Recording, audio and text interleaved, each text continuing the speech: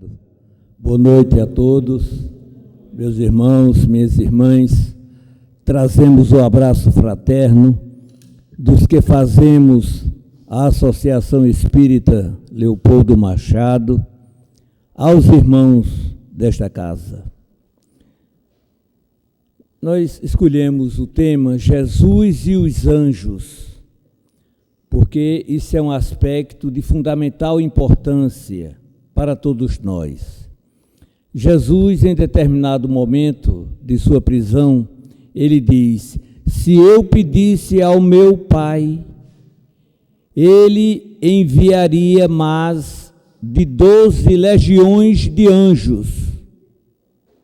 Ele me enviaria mais de 12 legiões de anjos. Uma legião romana possuía são mais de 5.000 soldados.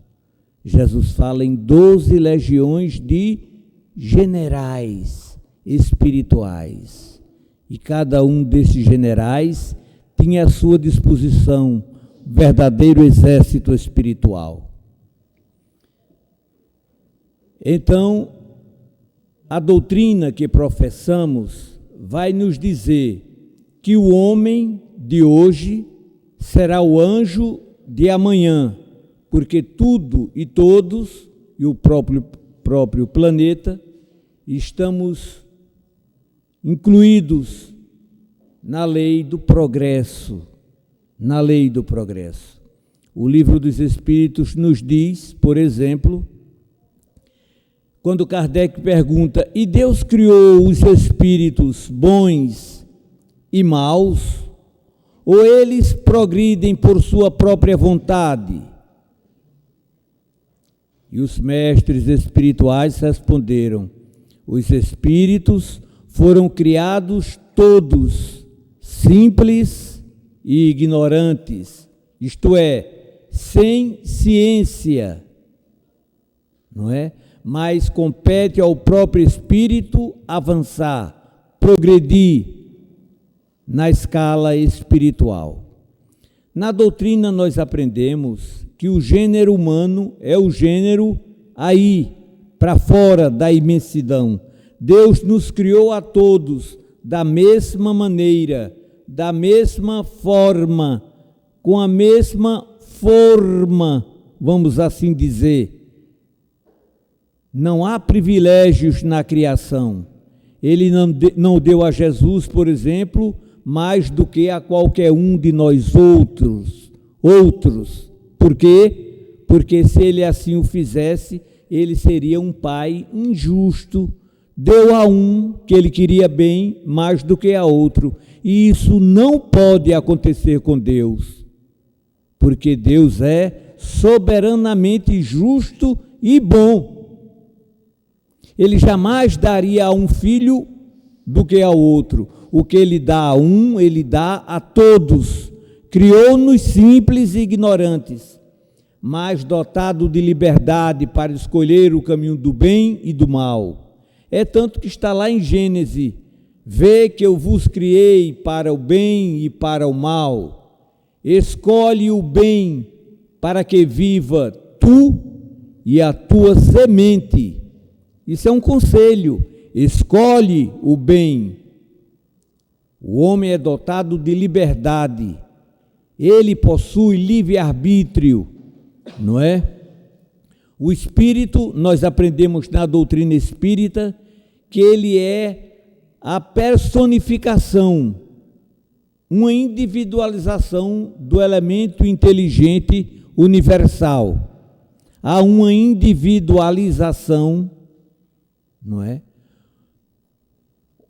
E aí começa a se desenvolver a vontade, as noções do bem e do mal, e as responsabilidades quanto ao porvir em cada um de nós. Começa a se desenvolver isso.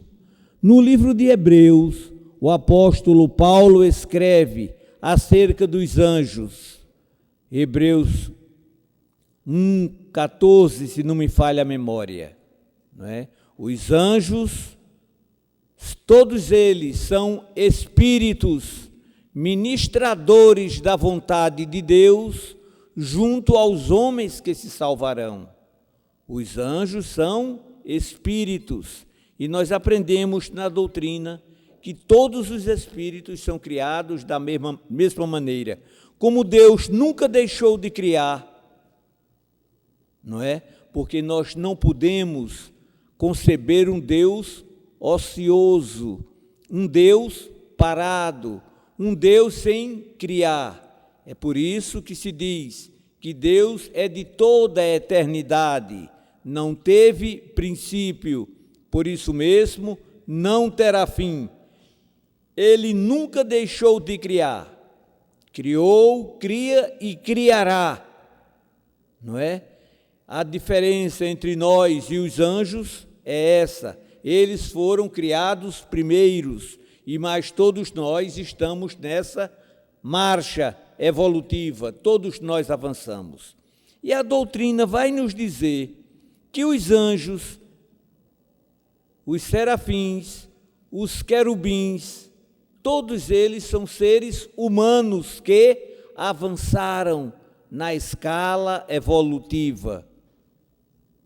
Veja, todos os anjos, arcanjos e serafins e outras categorias são seres humanos, e isso está nas Escrituras.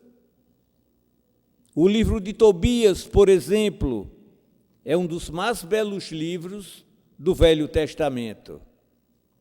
É um livro que Jesus provavelmente leu, o livro de Tobias, porque a reforma no cânon judaico, ela é feita no final do primeiro século da nossa era, da era cristã.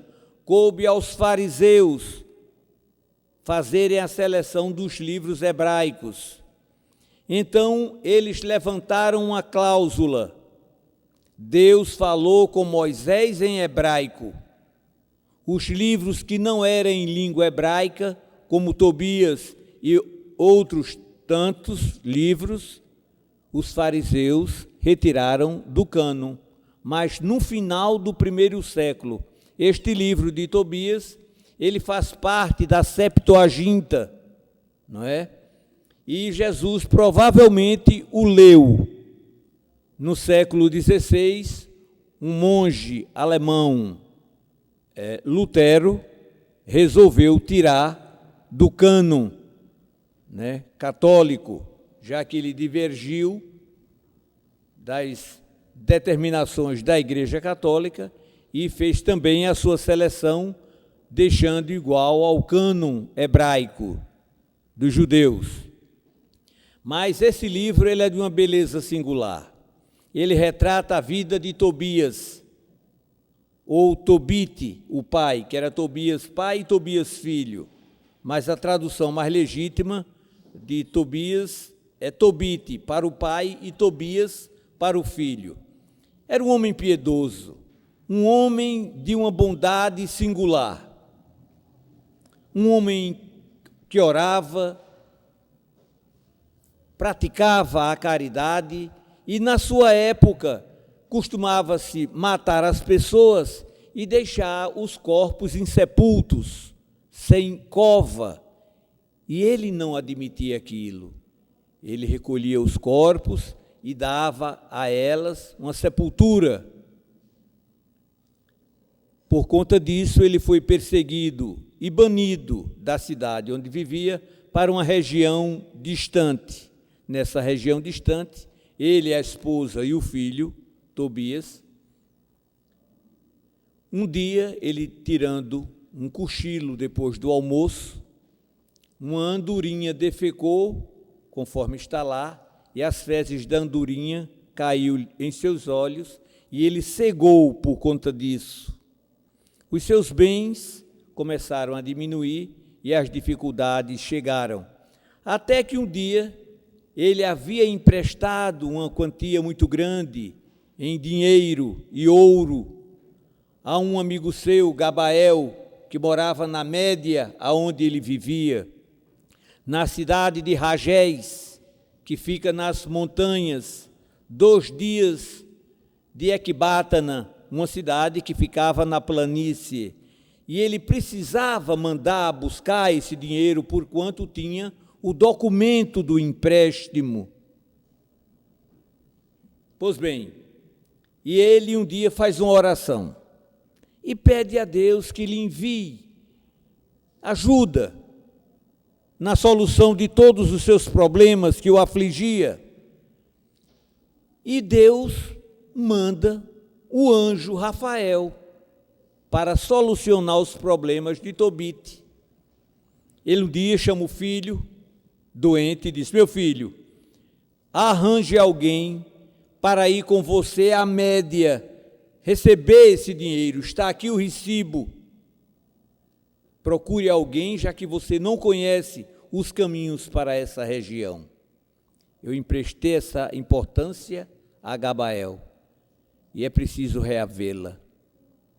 Nesse momento, o anjo Rafael aparece materializado na frente da casa, e quando o jovem Tobias sai, se depara com o anjo, sem saber que era um anjo, lhe diz: ô jovem, você é de onde? Ele diz: eu sou israelita. Isso aí é um detalhe bastante interessante.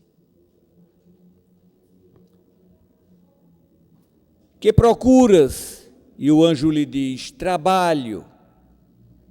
E ele diz: você conhece a Média, o caminho para a Média? E o anjo lhe diz: eu já estive lá, já me hospedei na casa de um conterrâneo nosso, de um compatriota nosso, Gabael, que reside em Ragés. O jovem, quando viu aquilo, disse: aguarde um momento. Entrou e disse ao pai: encontrei alguém que conhece Gabael, que já se hospedou na casa dele, e eu acho que ele pode me acompanhar nessa viagem. O pai disse: mande que ele entre, eu preciso conhecê-lo. E o anjo Rafael, materializado, entra no quarto. E Tobit, o pai, então lhe pergunta: de que tribo e de que família tu és? E o anjo lhe diz: meu nome é Azarias, filho de Ananias. Aí Tobit diz: mas tu ainda és meu parente. Eu conheci a Ananias e seu irmão Natã, filhos do grande Simeias, és ainda meu parente. Eu preciso que tu acompanhes meu filho até a Média, a cidade de Ragés. Quando voltares, eu te pagarei. Interessante é que o anjo Rafael está como o anjo Miguel, o anjo Gabriel e o anjo Rafael na Bíblia. Veja a nacionalidade dele, israelita, e o nome dele, Azarias, demonstrando que pessoas humanas se tornam anjos, arcanjos. Todos estamos progredindo na grande marcha evolutiva. O que é interessante nesse livro de se observar é que eles empreendem a viagem, e em determinado no final do dia, quase no final do dia, Tobias, o jovem, vai a um riacho para a banda bastante distante já na sua viagem, e vai se banhar, quando um peixe enorme tenta devorá-lo. Ele pega na guelras do peixe e retira o peixe da água com grande esforço. O anjo lhe diz: abre-o e retira o coração, o fígado e o fel. Nós vamos precisar disso para fazer determinado trabalho. E diz o anjo ao jovem Tobias: o coração desse peixe, na brasa, a fumaça que ela expele, é capaz de afastar qualquer espécie de espíritos impuros, tanto de junto do homem, quanto de junto da mulher. O fel deverás fazer um composto que servirá para curar o teu pai da cegueira. Guarda o fígado, o coração e o fel. E eles tocaram para uma cidade próxima. E nessa cidade tem uma jovem, não é, que já havia se casado, era filha única, 7 vezes, e todos os maridos haviam morrido na noite de núpcia. E o anjo então diz a Tobias, porque o marido dessa jovem, Sara, é você. Você irá pedir a jovem ao pai, não é? E na noite de núpcias, nos 3 primeiros dias, você vai orar e queimar o fígado na brasa do peixe, porque lá existe um espírito que é responsável por todas essas mortes. Amodeu era um espírito perturbador.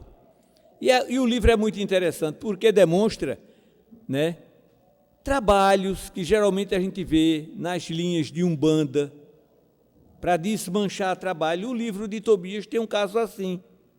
E o rapaz vai e se casa, e nas 3 primeiras noites eles oram e ele queima justamente o fígado da brasa, a fumaça, e o espírito obsessor é retirado pelo anjo Rafael. É bastante interessante a leitura do livro de Tobias. Mas o que eu queria ressaltar é justamente isso, que o anjo Rafael era um israelita desencarnado, cujo nome era Azarias, filho de Ananias, parente de Tobite. Veja, que coisa fantástica. No livro de Atos, no capítulo 10, tem um fato também bastante interessante, do centurião Cornélio. Cornélio era um centurião romano da corte da Itália. E Cornélio era um homem temente a Deus, e um dia, na hora 9 do dia, ele estava orando, quando de repente lhe aparece um anjo e lhe diz: manda buscar um certo Simeão, de nome Pedro, que está na cidade de Jope, manda buscá-lo. Cornélio, então, chama pessoas de sua confiança e imediatamente manda à cidade de Jope buscar Pedro para ouvirem a sua palavra, os seus ensinamentos. No outro dia, Pedro, lá em Jope, ao meio-dia, com fome, se preparando para almoçar, estava hospedado, como o anjo lhe diz. Ele está hospedado na casa de um certo Simeão curtidor, que reside na praia. E Pedro, hospedado, na hora do almoço, diz o texto, entrou em êxtase, um estado alterado de consciência, num transe em linguagem espírita, num transe mediúnico, e viu o céu se abrir, e um grande lençol, como se tivesse amarrado nas 4 pontas, descendo do céu, e dentro do lençol, todo tipo de quadrúpedes. E Pedro viu uma voz que dizia: Pedro, levanta-te, mata e come. Pedro disse: não, Senhor, eu nunca comi alimento impuro. E a voz lhe diz: não chames impuro aquilo que Deus santificou. E por 3 vezes ele ouviu essa frase: levanta-te, mata e come. E ele dizia a mesma coisa. A visão passou e Pedro ficou meditando o que significava aquela visão. Quando alguém bate à porta, eram os mensageiros de Cornélio e perguntam: é aqui que reside um certo Simão Pedro? Pedro sai e diz: sim, sou eu, o que desejais? E eles contam que Cornélio, o seu patrão, um centurião, residente na cidade de Cesareia, porque no Evangelho a gente encontra duas Cesareias, a Cesareia de Filipe, né? E essa Cesareia marítima, né? Ou Cesareia Palestina, todas duas recebem o nome em homenagem ao imperador César. E quando Pedro ouve bater a porta e perguntar por ele, o anjo, que o Evangelho nessa passagem chama de Espírito, o Espírito lhe diz: vai com esses homens, porque fui eu quem os mandei. Ou seja, o Espírito que havia aparecido a Pedro foi o anjo que apareceu lá a Cornélio. O Espírito diz a Pedro: fui eu que mandei esses homens te buscar, para que tu pregues na cidade de Cesareia. Pedro hospedou os homens e no dia seguinte eles foram para Cesareia. No outro dia, chegando a Cesareia, Cornélio veio recebê-los, abraçou-se e curvou-se nos pés de Pedro. Pedro disse: levanta-te, porque eu também sou homem.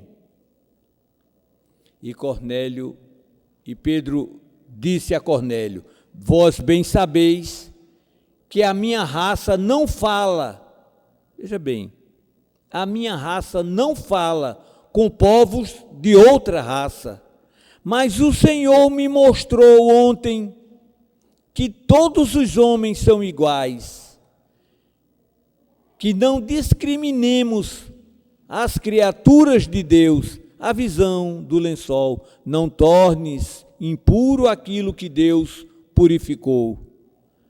Aí Cornélio vai e lhe diz: há 4 dias, por essas horas, eu estava orando, quando me apareceu um homem, um varão, de vestes resplandecentes, e mandou que te buscasse na cidade de Jope.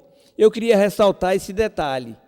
A primeira visão com Cornélio, o Evangelho diz que foi um anjo que apareceu a Cornélio, mandando Cornélio buscar Pedro em Jope. O Espírito que aparece, e é tratado por Espírito no Evangelho, aparece a Pedro, diz que era o anjo que apareceu a Cornélio e mandou aqueles homens virem buscar Pedro, que ele fosse sem nenhum medo. E quando Cornélio vai contar a Pedro a visão, diz: era um homem, um varão, anjo, espírito e homem.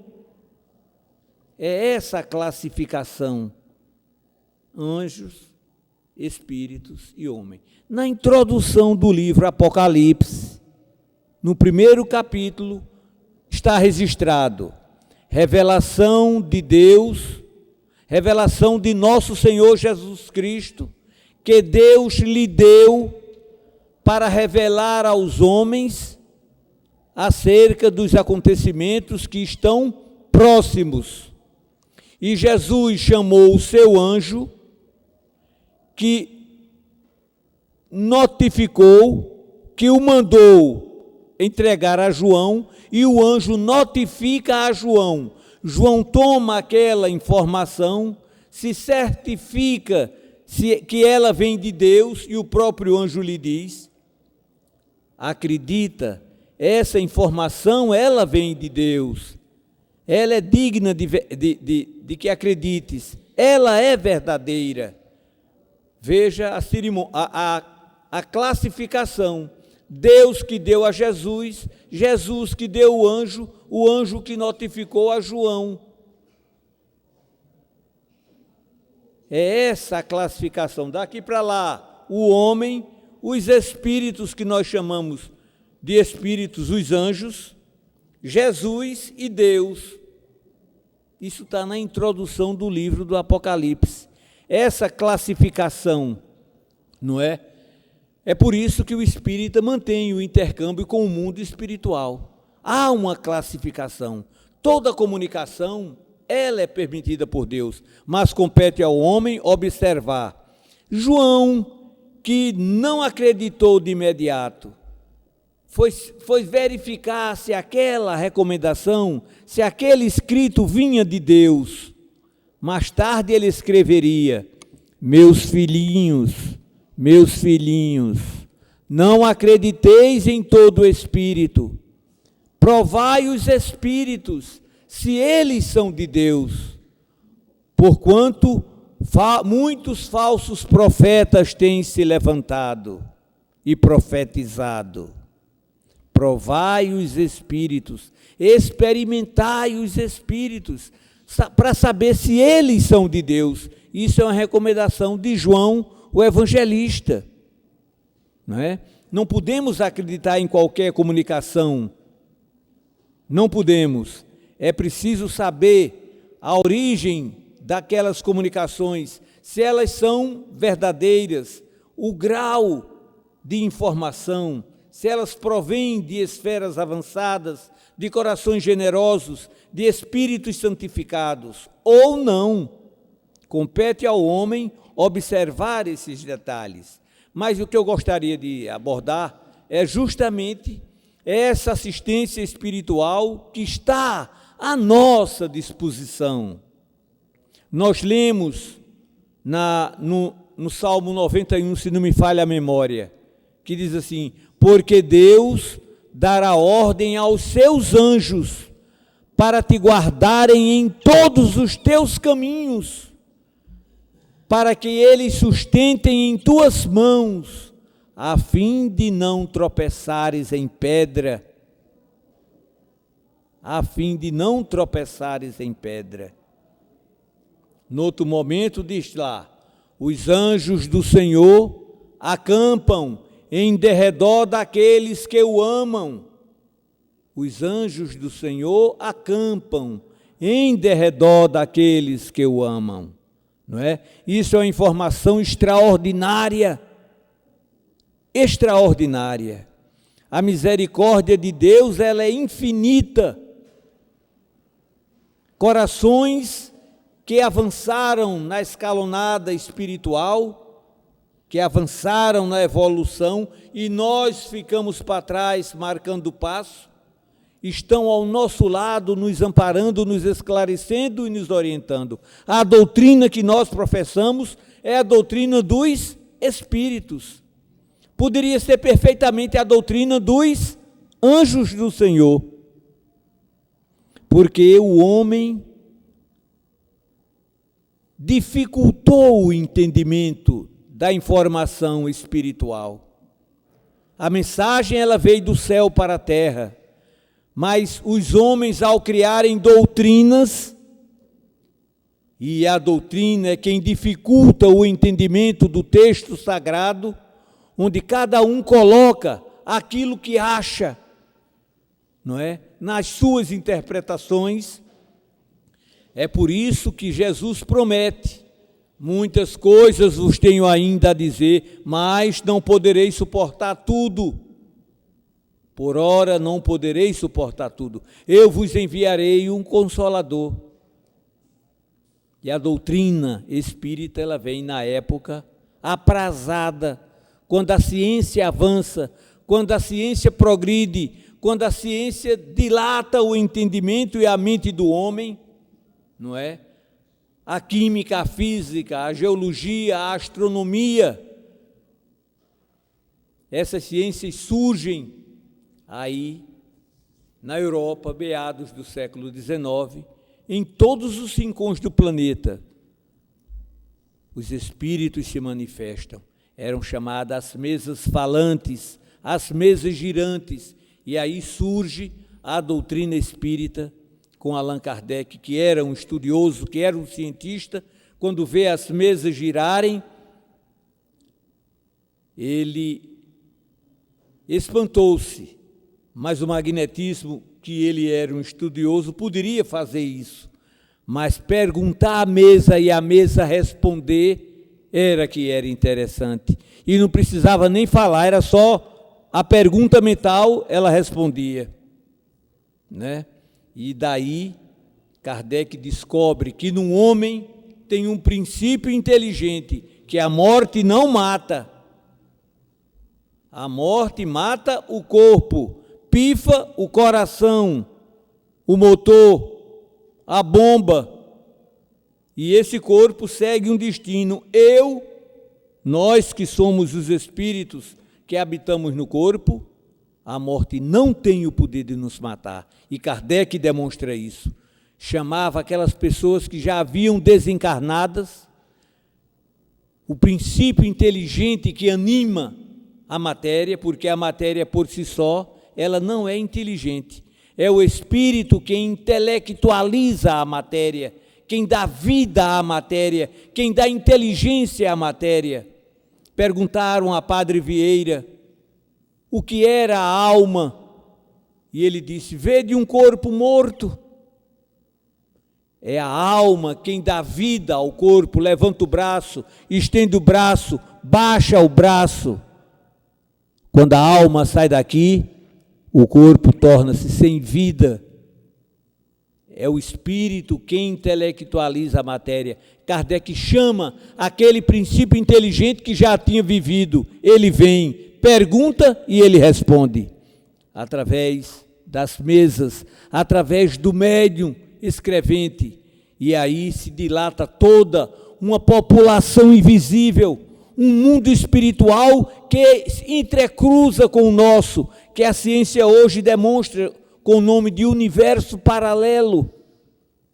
O universo paralelo ao nosso, imediatamente paralelo ao nosso. E as pesquisas desse cientista vai nos dizer que esses habitantes do mundo espiritual interferem no mundo material, interferem no nosso mundo moral, interferem no mundo mental de cada um de nós. Isso foi um passo fantástico, um passo fantástico. Jesus mata a morte, conforme diz as Escrituras, mas coube a Allan Kardec que provar que a morte não existe, conforme Jesus havia ensinado, porque Jesus, morto e sepultado, volta do reino da morte para dizer-nos que Deus não nos mata, que Deus não mata os seus filhos. O corpo é uma coisa, eu que estou no corpo outra. Eu estou no corpo, não sou o corpo. Estamos, e quem está pode deixar de estar a qualquer momento. A morte não tem o poder de matar a vida. Ela tem o poder de pifar a máquina que bota esse motor para funcionar. Mas o espírito não morre. Nós somos de ontem, estamos no presente, em demanda do futuro. Conforme foi cantado aqui, um dia todos nós seremos anjos. É da lei, é da lei. Jesus, quando aparece a Saulo de Tarso às portas de Damasco, com todo o seu esplendor, com toda a sua beleza, que Paulo vai escrever lá em Atos, para Teófilo, e na sua carta ele escreve: era uma luz, ó Teófilo, mais resplandecente do que a luz do sol, e uma voz que me falava em idioma hebraico, me perguntou: Saulo, Saulo, por que me persegues? Quem sois vós, Senhor? De joelhos na areia escaldante do deserto, às portas de Damasco. Eu sou Jesus. A ficha caiu ali. Ele entendeu que Pedro, João, Tiago, Estevão, que foi morto sob o seu comando, a pedradas, estavam com a razão quando diziam: o Messias prometido pelos profetas e por Moisés havia chegado ao mundo. E ele não acreditava, estava ali, mais esplendoroso do que o sol. Ele não foi se lamentar, eu matei Estevão a pedrada, Senhor. Nada disso. Ele já foi aos finalmente. Que devo fazer? Por cima de todas as suas misérias, todos os seus erros, eu quero saber o que é que eu tenho que fazer agora. E Jesus lhe diz: entra em Damasco, e lá te será dito o que deves fazer. Jesus, morto e sepultado, volta. Há um trecho em Atos dos Apóstolos em que Paulo diz que entrou na sinagoga e estava orando, quando viu Jesus ao seu lado, dizendo a ele: sai imediatamente daqui, esses homens não aceitarão o teu testemunho. E Paulo diz: e com razão, Senhor, eu os apedrejei, eu os açoitei, eu matei e prendi muitos deles. Jesus diz: sai que eu vou te enviar para os gentios, aos gentios, eles não te aceitarão. E manda que Paulo saia imediatamente dali. O mundo espiritual está nos observando. Se os nossos olhos espirituais pudéssemos ver essa sala, aqueles companheiros que vieram conosco, aqueles espíritos de uma beleza singular que nos amam profundamente e que há 300, 400, 500 anos para trás era Pai nosso, era um pai, era uma mãe, uma irmã querida, e se avançaram na evolução e a gente ficou para trás, marcando o passo, como ainda hoje estamos, sem nenhum interesse ou quase nenhum por nossas almas. A doutrina espírita está no mundo, ela estuda a anatomia do espírito, a fisiologia do espírito, comprova a existência do espírito. Temos um corpo antes desse, e sobreviverá a esse. É nesse corpo que está a chave para inúmeros problemas que afligem a humanidade. A ciência, uma parte da ciência, acredita nesse corpo e o estuda. A grande maioria descrê desse corpo, e por descrerem, jamais tratarão o homem como corpo e espírito, só medicando o corpo. O centro espírita é uma bênção do céu na terra. É aqui na casa espírita que nós tomamos a água fluidificada. É aqui na casa espírita que nós tomamos a transfusão de fluidos magnéticos, o passe, a bioenergia que revigora e fortalece o corpo espiritual. Apesar do médio, estão ali ao seu lado mentores espirituais que sabem das nossas necessidades. O que nós encontramos numa casa dessa, não encontramos em prateleira de farmácia, não. Aqui nós não pagamos um tostão, e quando tomamos aquele golinho d'água, muitas vezes está ali dentro o medicamento para nós, próprio, direcionado para cada um de nós, que o anjo tutelar que nos assessora, coloca ali dentro o fluido que a gente vai precisar para o corpo espiritual. O que a gente recebe numa casa dessa, não entendemos, nem entenderemos nem tão cedo. O tratamento que o espírito recebe, aqueles acompanhantes nossos do passado distante que estão de olho em cima da gente por perversidades feitas por cada um de nós com eles no passado distante. Nos esquecemos, eles não. Quando entram numa casa dessa, muitos ficam, porque aqui funciona uma clínica espiritual, com leitos apropriados. São internados, ficam aqui mesmo. nós recebemos toda a energia vital, todos os fluidos necessários para revigorar e reanimar o corpo espiritual. A gente nem sabe os benefícios que recebemos numa casa como essa. A doutrina espírita, não é? É Jesus redivivo no mundo.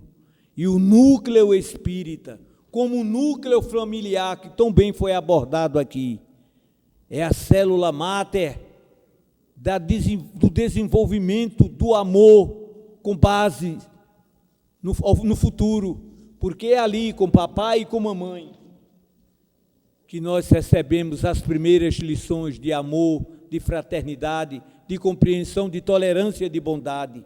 E essa mesma compreensão, tolerância, amor e bondade passamos para os nossos filhos, que por suas vezes passarão para os seus filhos, nossos netos.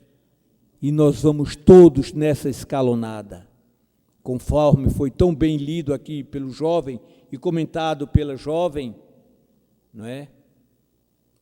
A lei vinda do céu manda que honremos pai e mãe.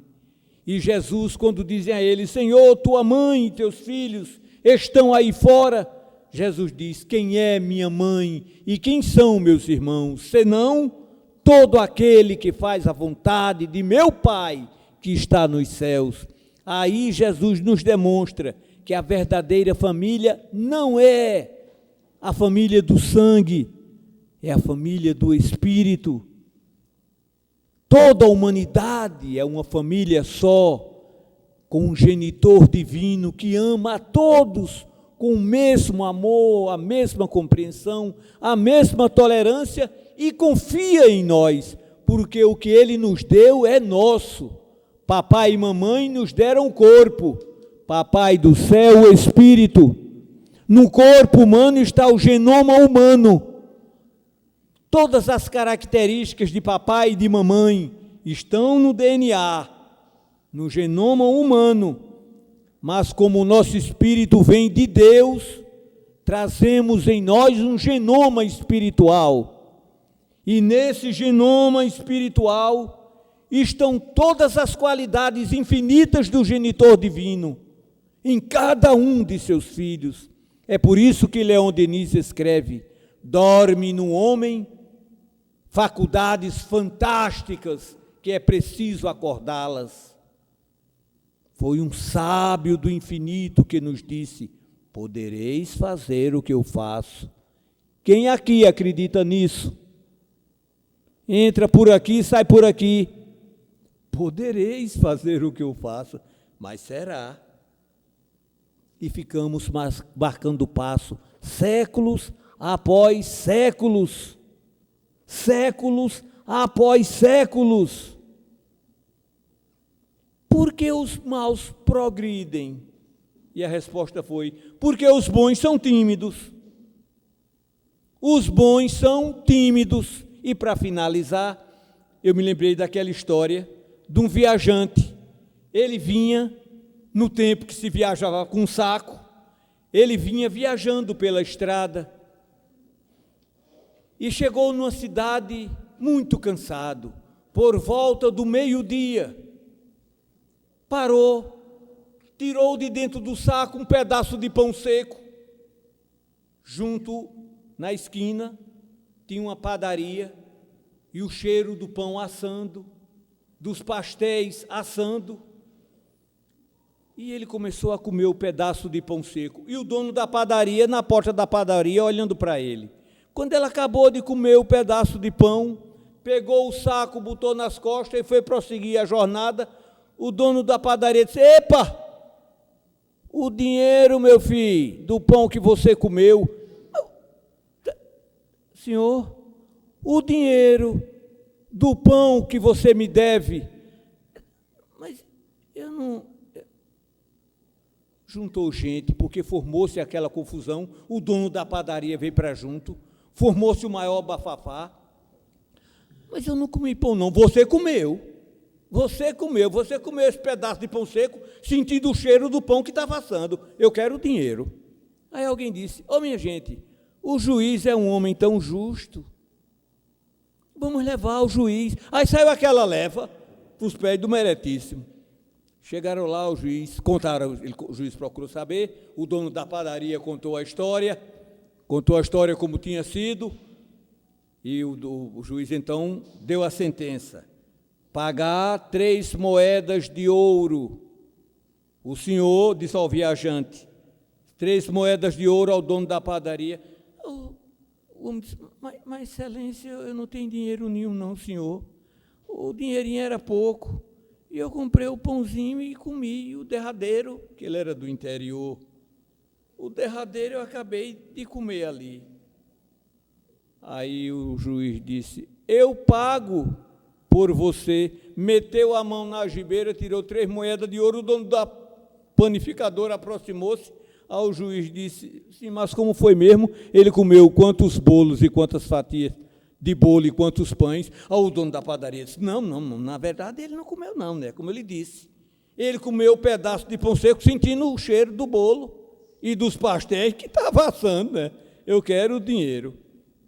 Aí o juiz disse, balançou as 3 moedas no pé do vidro do viajante e disse a ele: já que ele comeu o cheiro dos pães, ele, ouça, está pagando com o som das moedas. Escute aí o som das moedas. Balançou no pé do vidro dele, está pago. Ele não comeu o cheiro, você está recebendo o som das moedas. Vá para casa. Porque os bons são tímidos. Esse juiz não era, não. Esse juiz não era tímido, não. Não é isso? É preciso acordarmos para a vida. O tempo passa, Jesus nos observa. 60, 70, 80 anos, passa. Um dia desse eu estava trepado no pé de goiaba, tirando um ninho de uma rolinha, lá na ponta. A galha descia assim comigo, eu esperava que ela subisse, e vendo quantos ovinhos tinha dentro do ninho, para ver quantos ovinhos tinha dentro do ninho. Hoje eu não pego nem numa galha da goiabeira, de repente a vida vem de lá, não pergunta nem se pode, joga um pó branco na cara da gente, os cabelos do dia para a noite amanhece tudo branco, não pergunta nem se pode, isso é mandando.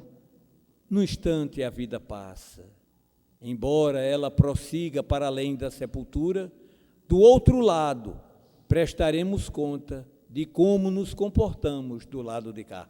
Muito obrigado pela atenção e boa noite a todos.